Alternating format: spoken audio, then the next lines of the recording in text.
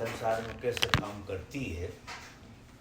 मुझे भगवान प्रकट हो गए, उन्होंने आशीर्वाद दिया कि तुम प्रसन्न हूँ मैं बहुत, तुम कुछ मांग लो। मार्कंडेय ऋषि ने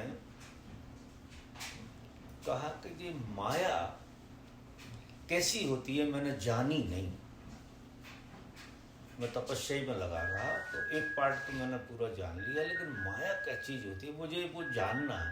भगवान ने कहा कि तू मत पड़ इस चक्कर में, इस चक्कर में मत पड़, इस माया के जानने के चक्कर में मत पड़, जहाँ है वहाँ ठीक।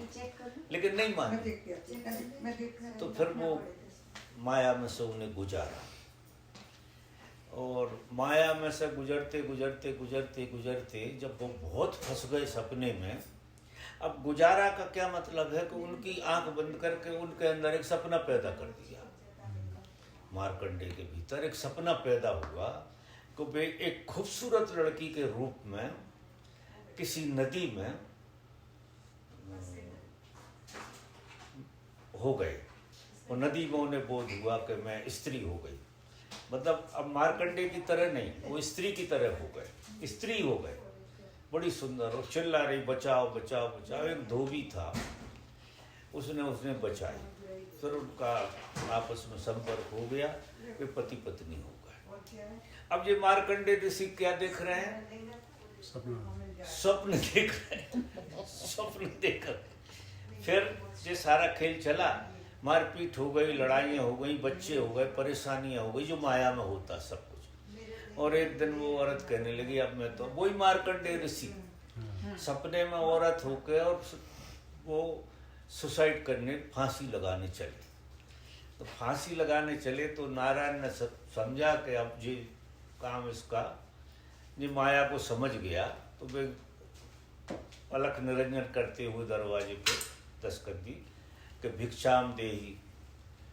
तो वो फांसी लगा ही गई थी, गले में ही आ गई थी, और उन्होंने भीख मांगी।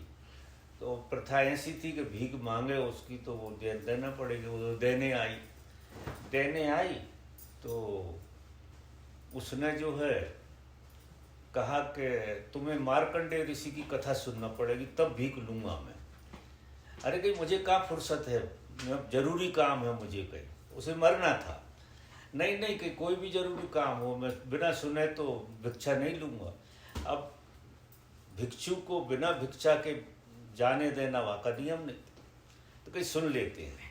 तो फिर जो है नारायण ने वो किस्सा सुना दिया, मतलब सपने में जागृत कर दिया, मार्कंडेय को सपने में जागृत कर दिया।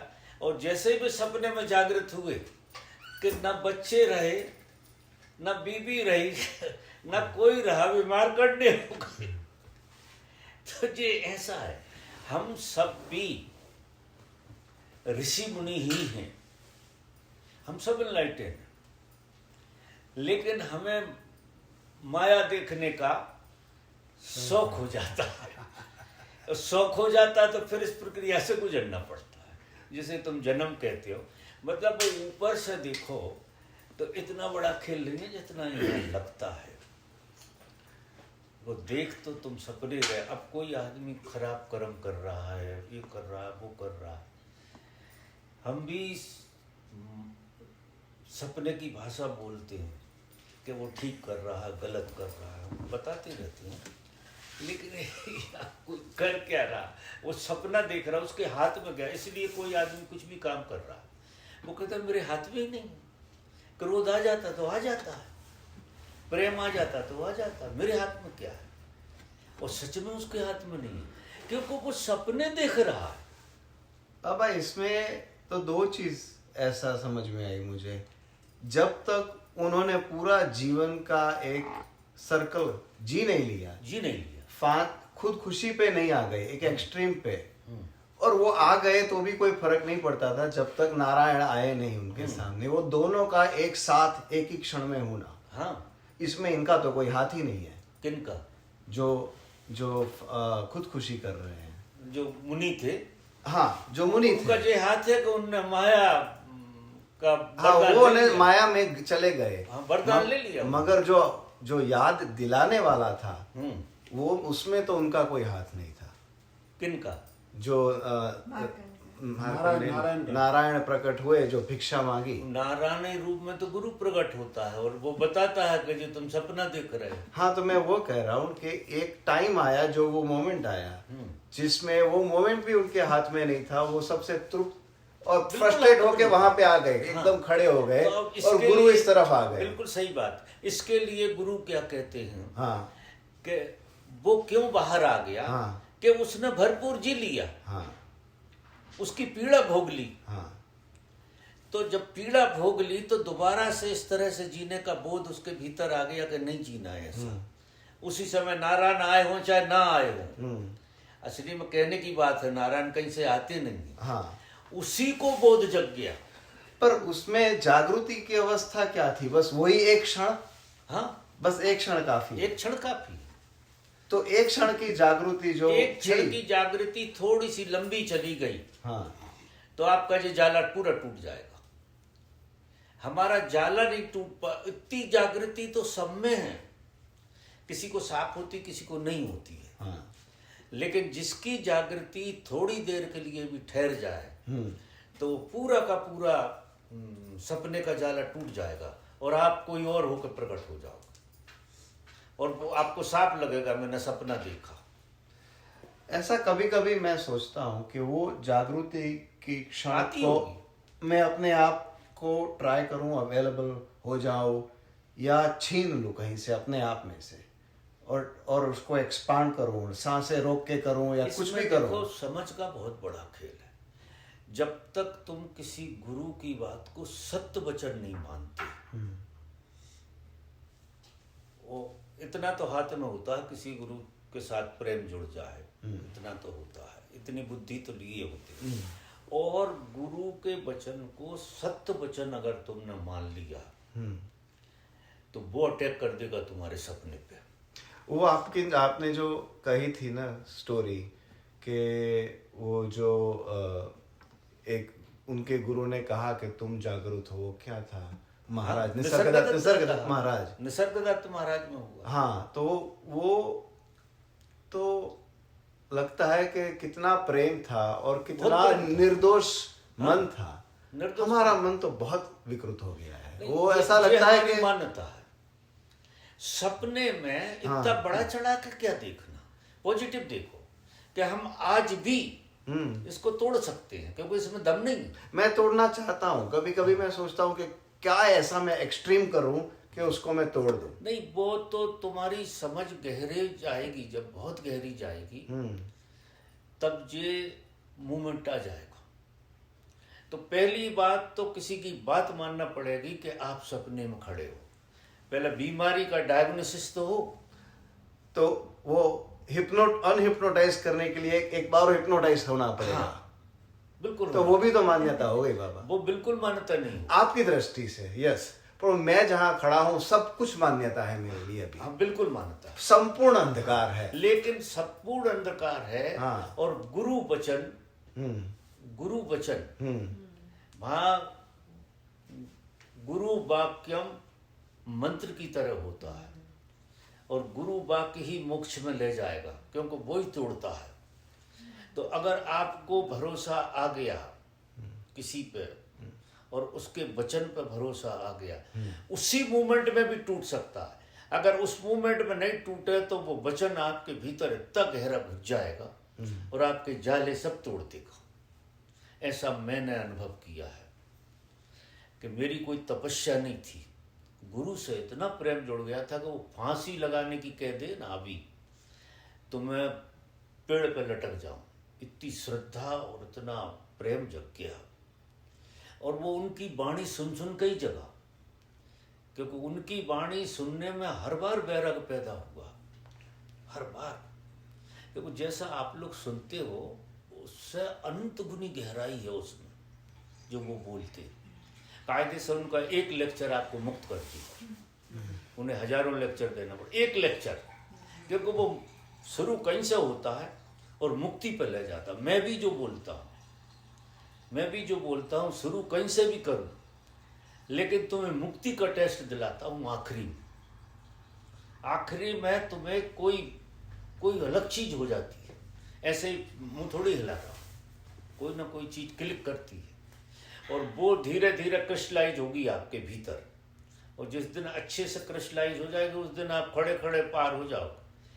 कोई साधना की जरूरत नहीं है इसकी। साधना और ये सब चीज़ें तो गुरु के तुम प्रेम में हो इसका प्रमाण है कि उनने माला दे दी तो माला डाल दी, उनने कहा कि दंड बैठक लगाओ।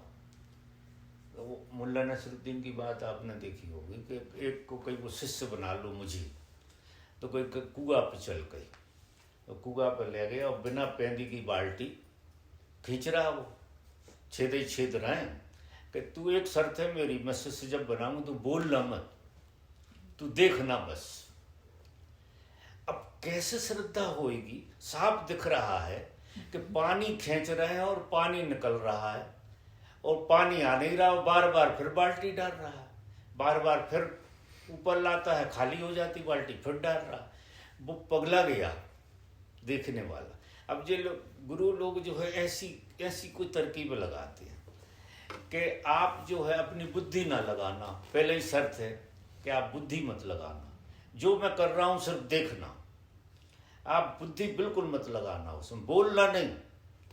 अगर वो बोलता नहीं तो वो बाल्टी देखते देखते ही बुद्ध हो जाता,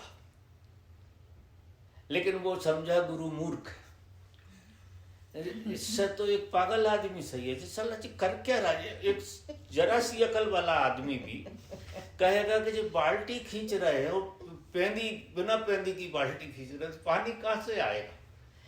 तो वो जो तरकीबें सारी लगाते हैं वो इसलिए लगाते हैं कि तुम निर्विचार हो जाओ, तुम अपनी अकल मत लगाओ, देखो।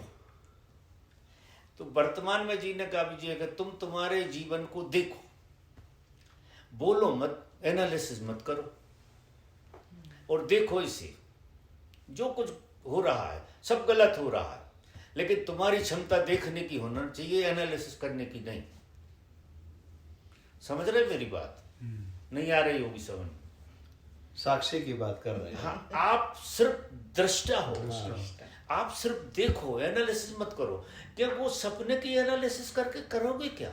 वो तो इसलिए बनाया गया है सपना कि अगर इसे गौर से देख लोगे तो तुम सपने के बाहर आ जाओ, टूट जाओगे, उसमें कुछ करने की जरूरत नहीं। लेकिन वो बाल्टी ऐसा दिखाई दे रहा है कि ये सब उल्टा सीधा तो हो ही रहा, तो मैं इसे ठीक करूं, या ये गलत हो रहा मुझसे, या ये सही हो रहा मुझसे। तो अपन बीच में घुसड़ते हैं करें, और वहां अच्छे और बुरे की व्याख्या करे बगैर आप सिर्फ देखो, साक्षी होकर देखो। साक्षी होकर देखोगे तो ज्यादा देर तक कोई चीज टिकेगी नहीं, वो जाला टूट जाए। तो जब जब जिनका टूटा ऐसे ही टूट गया, तो सपना टूट गया, जन्म चला गया, मर आप बिल्कुल बाहर हो गए। और फिर जब तुम दुनिया में आओ तो सब सपने की दुनिया में जान के आ रहे हो कि मैं सपने में बैठा हूं, मैं जो भी बोल रहा हूँ वो सपने में बोल रहा हूँ, क्योंकि सपने के लोगों के साथ तो ऐसी भाषा बोलना पड़ेगा। बोलने कायदे से सत्य में कुछ होता नहीं, क्योंकि वहाँ तो शब्द है ही नहीं, तो बोलोगे क्या? शब्द होते ही नहीं है वहाँ। ये शब्द तो सपने की दुनिया में जब लौट के आते हैं, बस बोधपूर्वक आते हैं, तब भेद हो जाता है। जिंदगी वही की वही जीना पड़ती है अगर लोगों के साथ सपने तोड़ना है लोगों। तो भगवान कहते थे कि मैं अंधेरे उसमें अकेला टार्च वाला आदमी ऐसा खेल है। तो बाबा अंधों की बस्ती है और उजियाला बांटता। हाँ, वही सब ऐसा। हाँ, मतलब उन्हें इतने तरह से सारे करे यार। हाँ, कब तुम्हारी संवेदना में वो घुस जाए, हाँ, ध्यान करने से तुम संवेदनशील होते हो बहुत। ध्यान और कुछ नहीं करता, तुम्हें जो है इतना संवेदनशील बनाता है कि तुम्हारी झिल्ली पतली हो जाती है, अभी मोटी है। तुम जो गुरु कहता है वो ज़्यादा घुसने थोड़ी देते हो, तुम्हारी बुद्धि के नियंत्रण के भीतर एक चीज़ नहीं घुसने देते, तुम बाहर फेंक देते। या तुझे कहोगे हमें समझ में नहीं आया, या कहोगे यार ये कुछ तो भी है जो भी है। जब तुम ध्यान करते हो तो इतनी संवेदनशीलता आ जाएगी तुम्हारे अंदर कि गुरु की वाणी जो है तुम्हें सूक्ष्म रूप से लगेगी, तीर लगेगा। और वो तीर तुम्हारे ताने माने को बिखेर जाए। जैसा मैंने अनुभव किया है, साधना काय की 12-13 महीना ध्यान किया है, कुल 13 महीना ध्यान हुआ है और कुछ नहीं हुआ। माना कह देते हैं पूर्व जन्म की यात्रा है, वो सब मिलाना पड़ता है कि वो सपना था, एक वो मीठा सपना था, टूटते टूटते रह गई बात, तो थोड़ा सा बचा था तो यहाँ भी सपना देख लिया और इसकी इतनी पीड़ा भोगी कि जल्दी जाग गए।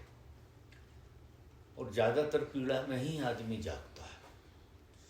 ये जिस आनंद को हम ढूंढ रहे हैं वो सुलाने की, सपने में लंबा जीने की व्यवस्था करते रहते हैं।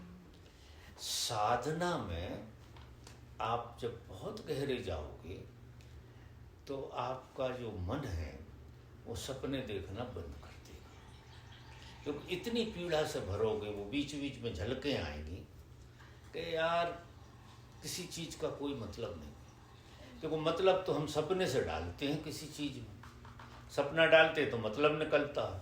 अगर सपना ना डालो तो किसी चीज़ का कोई मतलब नहीं है इस जगत में, ना पैसे का, ना धेले का, ना धन का, ना औरत का, ना बच्चों का, ना, ये सब सपने का दुकानदारी है पूरी की पूरी। लेकिन ये दुकानदारी आपको बहुत गहरे ध्यान करते करते साफ समझ में आएगी, बहुत स्पष्ट हो जाएगी। और फिर गुरु का तीर लगेगा आप में, लगेगा गुरु का तीर, क्योंकि वो जाला, आखिरी जाला भी नहीं टूटता हमसे, तो गुरु का तीर लगता है, वो जाले को तोड़ देता है। जैसे फुकना फूट गया, हवा निकल गई, आकार मिट गया। फुकना ही फूट गया तो आकार ही मिट गया, और आकार मिट गया तो निराकार हो गया। अब फुकना के भीतर भी निराकार पहले से ही था, लेकिन आकार परेशान कर रहा था, उसकी आइडेंटिटी थी। फुकना फूटा, आकार गया, निराकार में बैठे, पहले से ही बैठे थे। तो हंसी आती है कि यार सपना देख रहे थे। एनलाइटनमेंट का मतलब ये है कि हम यार एक सपना देख रहे थे बस, और कुछ था ही नहीं। और हम पहले भी ऐसे ही थे, लेकिन सपना देखना शुरू कर दिया, इतनी लंबी रामायण हो गई सपने की। तो वो दूसरे लोगों को भी कहता है कि सबसे सरल धर्म है, सबसे सरल जो है तुम तुम्हारी तरफ आ सकते हो। थोड़ा सा वो सपने तोड़ने के आयोजन करता, फिर बैराग की बातें करेगा, इसकी बातें करेगा, वे सब सपने तोड़ने की बात है। इसलिए गुरु की वाणी को सुनना बड़ी बात है। और जो इनने वाणी पर काम किया है, आज के युग में सबसे ज़्यादा आदमी को आप नहीं पहचान सकते हो बिना वाणी के। आज बौद्धिक युग है, तो साधु अगर एनलाइटन भी है ना, तो आप पहचान नहीं सकते उसके लिए, क्योंकि इतनी संवेदना तो है नहीं। बुद्धि का बहुत बड़ा खेल हुआ है। तो उनने बुद्धि पर कैसे टूटती है उसकी बहुत मास्टरी की, बहुत गजब की मास्टरी की है, उसके ऊपर काम किया है।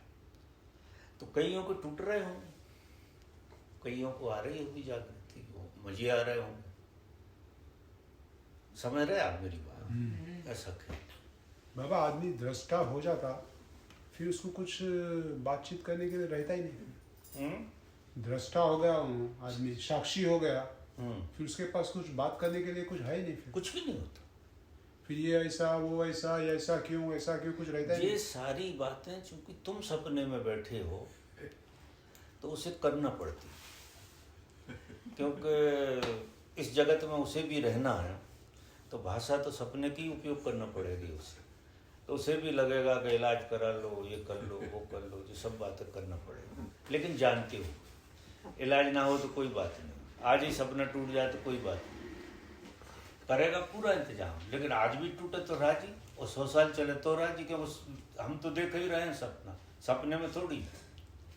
तो कितना लंबा चले, क्योंकि जितना लंबा चलेगा उतने दूसरों में लाभ होगा, और नहीं चले तो काम पूरा हो गया। तो आज चले जाओ तो वो जन्म मृत्यु से बाहर हो जाता है। आज की रात सबसे अच्छी है, वो सोता भी ऐसे ही है कि आज की रात से अच्छी तो कोई रात हो नहीं। अब आप बहुत गहरे से देखो तो हम अभी यहाँ बैठे हैं, इससे अच्छा मोमेंट क्या हो सकता, कब हुआ है? सबसे अच्छा मोमेंट ये है। हाँ। पूरा इतिहास उठा लो, जितना अच्छा मोमेंट ये है, क्योंकि ये अभी है, हाँ इस मोमेंट में हम हैं, जो श्रेष्ठतम क्षण है हमारा। तो ऐसे ही इस श्रेष्ठतम क्षण को जीने की जो सपने में रहते हैं, अभी तो मेरी बातों से तुम्हारे सपने थोड़े इधर उधर हो गए और उसकी झलकें आ रही, तो जो श्रेष्ठतम लग रहा है तुम्हें, ऐसा तुम्हें अलग से लगना चाहिए। और वो ध्यान के बगैर आएगा नहीं। ये मैं कहूँ कि वो मैं लाख समझाऊं और उसको लाख समझाएं, बार बार वो ध्यान पे जोर देती है कि मैं कामयाब होऊंगा ध्यान से, और ध्यान से तुम संवेदनशील होगे तो मुझे इतनी मेहनत नहीं करना पड़ेगा। मेरा एक वाक्य तुम्हें तोड़ देगा, जाला टूट जाएगा, तुम बिल्कुल हवन कर जाएगी पूरी की पूरी, और तुम मिटने को राजी हो जाओगे, खुशी खुशी राजी हो कि ऐसा मिटना है तो गजब का मिटना है। ये शरीर अवैध चला जाए क्या फर्क पड़ रहा, और नहीं जाए तो ढोड़े रहो तो फिर गर्म में घुसोगे, फिर सपना देखोगे, फिर वही लंबी रामायण, हजारों लाखों बार वो सपने ही तो देखा है, वो बोध हो जाता है। जैसे जैसे कोई आदमी ध्यान में गहरा जाए उसे बोध हो जाता है कि ये धंधा मुझे जब बैराग घटा और ऐसी परिस्थिति में घटा जिसका कोई हिसाब नहीं, घर की बिल्कुल अनसर्ट परिस्थिति, मेरे भीतर एक विचार आया कि बीवी मैंने लाखों बार बनाई, बच्चे भी लाखों बार बनाए, बे मर गए, ये मर जाएंगे, बीवी मर जाएगी, और अगर उन्हें जीना है तो मैं कौन होता हूँ, वे कहीं ना कहीं जी लेंगे, उन्हें जीना है, उनसे मेरा कोई खेल तो है नहीं। हर चीज मेरे चित्त में से निकल गई, हर चीज, इतनी सब कुछ खाली हो गया। और वहां गुरु की वाणी, इतना खाली होने के बाद अब मेरा ही कहने कुछ नहीं बचा। रात के 12 बजे चला गया था मैं, एक चद्दर कंधे पर लेकर, और हमेशा के लिए कि मैं लौटूंगा ही नहीं कभी, क्योंकि ये जिंदगी तो मुझे नहीं जीना। अब वो गुरु की कृपा से हो रहा था सब कुछ, और वहां जाकर जब खेल हुआ तो उनका कौन सी बीबी, क्या है, चलो घर। तो मैं डर आ गया, अब पूरा खेल बदल गया। अब वो सपने की दुनिया, सपने में खड़े हैं जी लोग, और फिर इनको किस ढंग से सपने में कैसा कैसा वो सेटिंग हो गई पूरी की पूरी। मुझे खुद ही हंसी आए कि जी खेल जो है पहले दिन सभी ऐसा ही था, कोई किसी का था नहीं। ये तो सपने में दिखाई देते हैं, सपने में तुम रात के यार तुम सो जाते हो, सब बीवी मर जाती है तुम्हारी, कौन रहता, बच्चे मर जाते, सब मर जाते, तुम कोई और ही सपना देख रहे होते, किसी दूसरी बीवी से लगे होते औरत से सपने में, वो इतनी सुंदर लगती जिसका कोई अपनी भूल भाल गए, क्योंकि नींद का प्रभाव था और सपने का, जे सपना छूटता वो सपना शुरू होता, ऐसे खेल चलते हैं।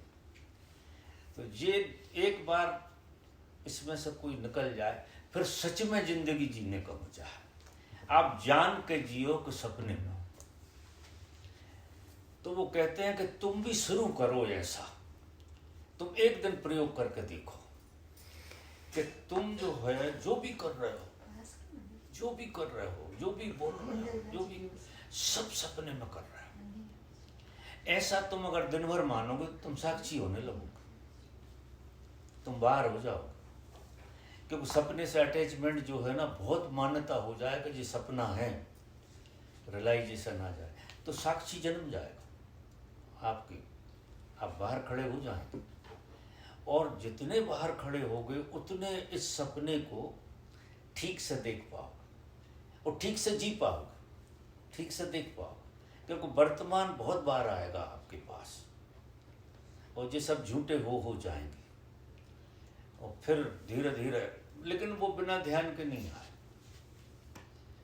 ध्यान करो और ऐसी मान्यता रखो कि सपने में चल रहा, उठना बैठना खाना पीना काम करना सब सपने में चल रहा, और उस सपने को गहराई से समझना है, जीना है, समझना है कि ये सपना है, फिर इतना पकड़े क्यों है।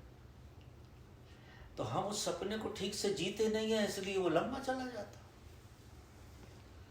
तो मार्कंडे ने ढंग से जी लिया, बाहर आ गया, एक बार में ही बाहर आ। मुझे उसकी कहानी बड़ी जची, उदाहरण देने के लिए, वो मेरी कहानी। मार्कंडे तो बहाना, मैं मेरी कहानी कहता हूँ कि मेरे साथ ही ऐसा हुआ कि माया देखने चले, लंबा टाइम लगा, जब समझ में आई कि जी काय को वरदान मांग लिया। अब मैं सोता पानी हूँ। लेके आओ, हैं? स्टीम लेने के लिए। आज स्टीम कैंसिल करते हैं, आज मेरा दूसरी स्टीम फीलिंग है। आज बाबा बड़ा मजा मैं आया। सो नहीं पाऊंगा बहुत देर, तुम बड़ा- लोगों ने हम मुझे भी सो नहीं पाएंगे बहुत लंबा घुमा दिया। मैं बहुत देर पहले ही जाने के मूड में था, पता नहीं कहाँ से जुड़ गई। वो तो जयेश इसने भाई पूछ के- लिया एक प्रश्न। वो बाबा मेरी पकड़ में आ गया, इसलिए मुझे पूछना ही पड़ा। हाँ, उससे चर्चा लंबी हो गई। हाँ, ठीक, शुभ रात्रि। हाँ, सो सपने में।